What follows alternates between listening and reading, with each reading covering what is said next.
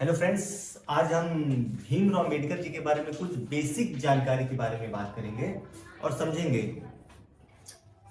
ठीक, जैसे भीमराव अम्बेडकर जी का जो पूरा नाम है वो है एक्चुअली में भीमराव रामजी अम्बेडकर है।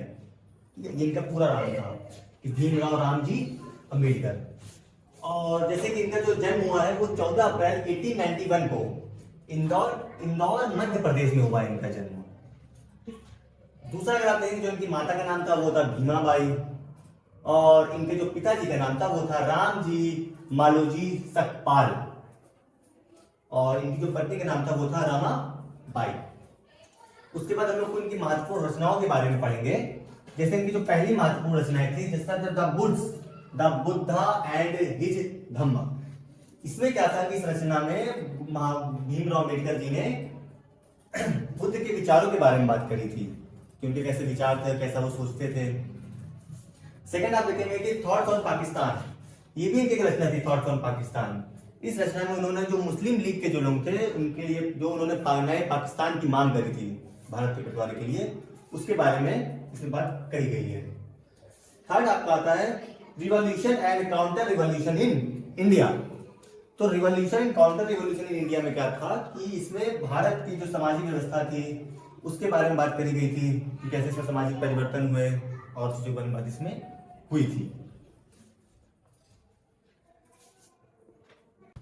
तो अब हम डॉक्टर भीमराव रामजी अम्बेडकर की शिक्षाओं के बारे में पढ़ेंगे और उन्होंने किस वर्ष कौन सा शिक्षा प्राप्त करी इसके बारे में हम आपको बताएंगे। तो आप देखिए जैसे कि इन्होंने सबसे पहले बीए की पढ़ाई करी थी 1912 में एलिफिस्टन कॉलेज बॉम्बे विश्वविद्यालय से। सेकंड इन्होंने 1915 में एमए की पढ़ाई करी थी जो है कोलंबिया विश्वविद्यालय से जो है अमेरिका में। थर्ड 1917 में इन्होंने बीएससी की पढ़ाई करी थी डॉक्टर ऑफ साइंस जो लंदन स्कूल ऑफ इकोनॉमिक्स से इन्होंने अर्थशास्त्र किया था इसी पर।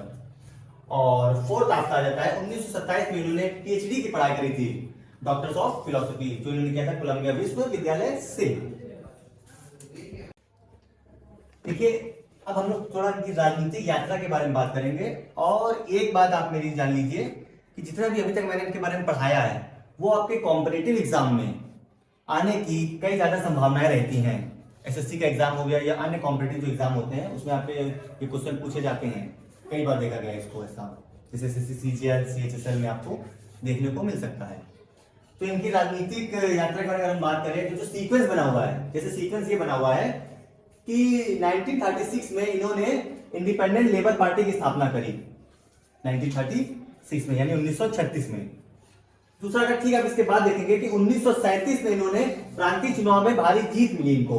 इन्होंने अपने प्रांतीय चुनाव लड़ा, वहां पर इनको भारी जीत मिली थी। फिर आप इसके बाद देखेंगे 1941 में कि रक्षा सलाहकार समिति के सदस्य बने थे ये 1941 में।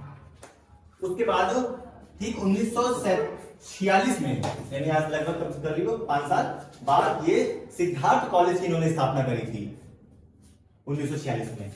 फिर आपका आता है 1947 में स्वतंत्र भारत के पहले कानून मंत्री बने। ये काफी इंपॉर्टेंट होता है कि डॉक्टर भीमराव अम्बेडकर स्वतंत्र भारत के पहले कानून मंत्री किस साल में बने, तो आप लगा देंगे 1947 में बने। फिर इसके बाद आप देखेंगे कि 4 नवंबर 1948 में भारतीय संविधान का प्रारूप तैयार हुआ। इस संविधान की जैसे फोटो कॉपी होती है ना उस टाइप में तैयार किया गया था इसको, नीले दस्तावेज, नीला था वो नीले कलर का सब। उसके बाद आप देखेंगे कि 26 नवंबर 1949 को संविधान को स्वीकृत किया गया, स्वीकृत मतलब अपना लिया गया इस चीज को। और 26 नवंबर 1950 को संविधान लागू हुआ।